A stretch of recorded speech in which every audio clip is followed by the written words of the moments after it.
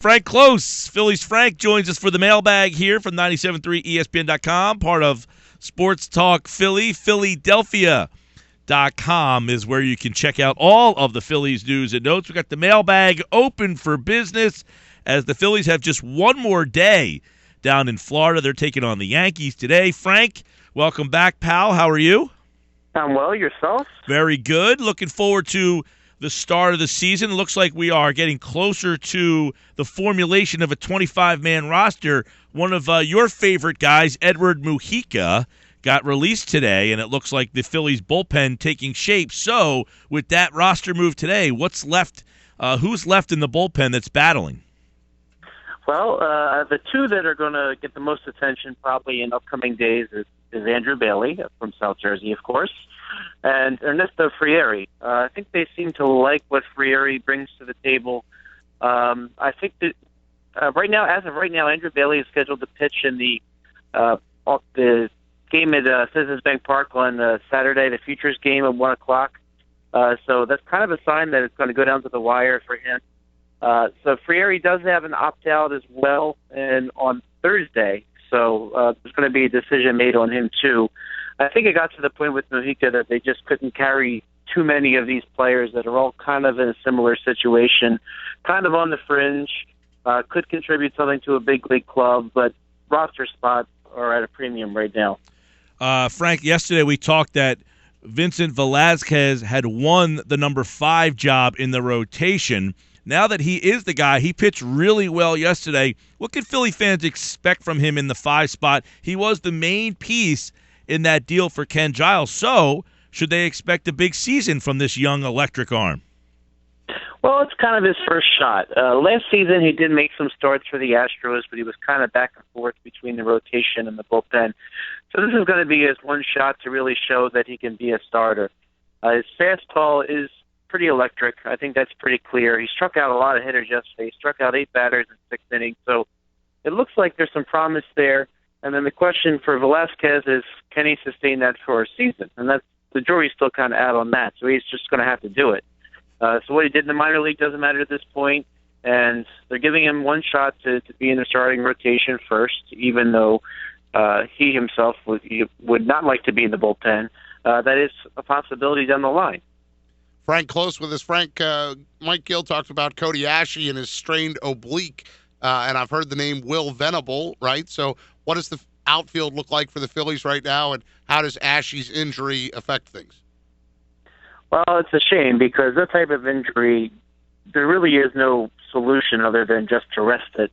And by perhaps coming back too soon, Ashley aggravated it some more. So in my opinion, he should just shut it down for 2 months and just let it heal.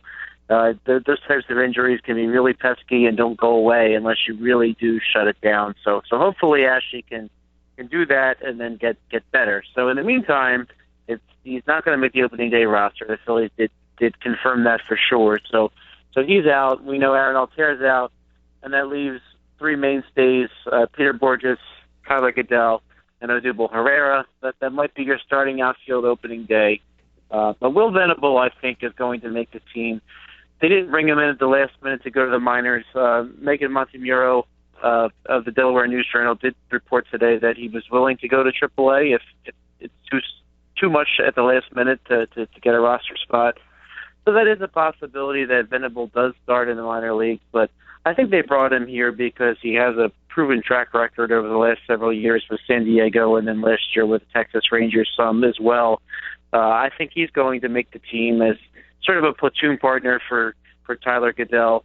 And then the 5th spot's still kind of up in the air. The Phillies could take Cedric Hunter, who started today. Although, like David Lowe, who was sent to minor league camp, he did kind of trail off a little bit in the last week. But I really do think that Manny Burris has a shot at this team. Burris is starting today. He had another hit this afternoon, and he's batting .333 on the spring. So I think that they're going to try to take Burris as a swingman between the infield and the outfield. Because as I frequently mention, Darren Ruff and Ryan Howard are essentially 2 players clogging up one position and taking up another roster spot in the process. So having somebody like Burris who can switch hit can perhaps jump out to the outfield as well as play the infield, could prove very beneficial for the Phillies to carry.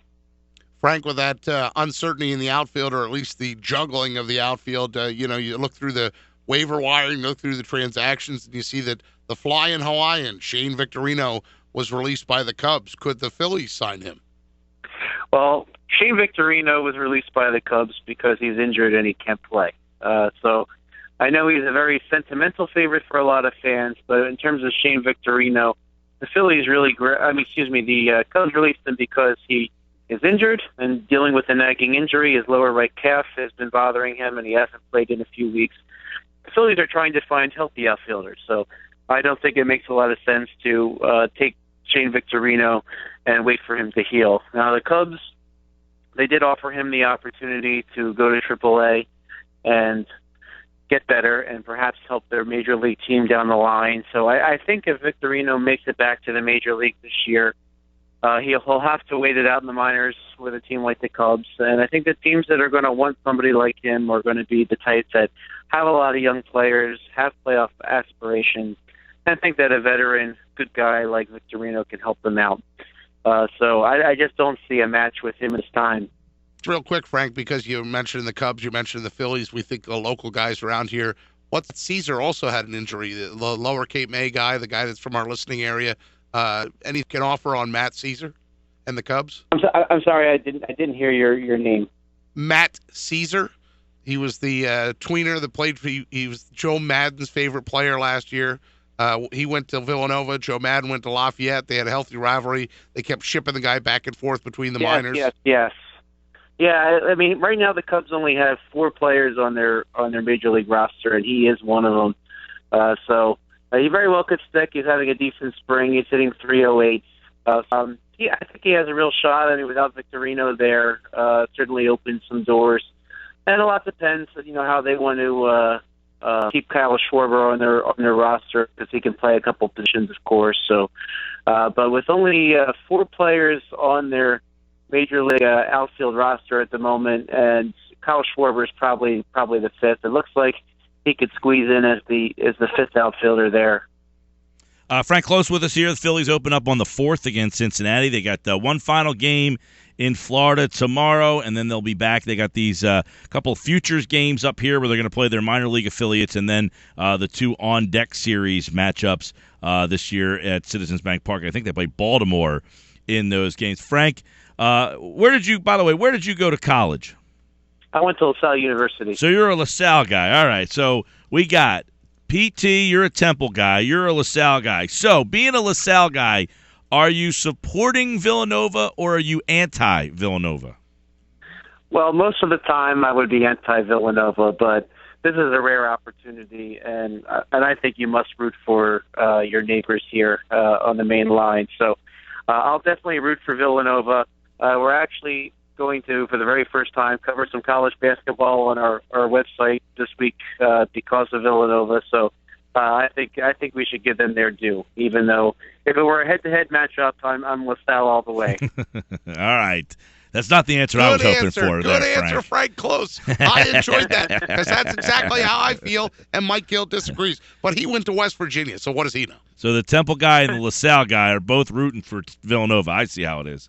You sound if you find a St. Joe's guy, I don't know that they would be more likely to hear your opinion, Mike. But he is Frank Klose, the editor-in-chief, Philadelphia.com, Sports Talk Philly, and, of course, all of that Phillies news and notes over at 97.3 ESPN.com, where this week's mailbag is, if you'd like to get a mailbag question for next week, at Frank Klose with a K, 973 on Twitter. And Frank will be back on Thursday's show as the Phillies will be back in the Northeast. We'll have plenty more at that time. Thanks, Frank. Thanks, guys.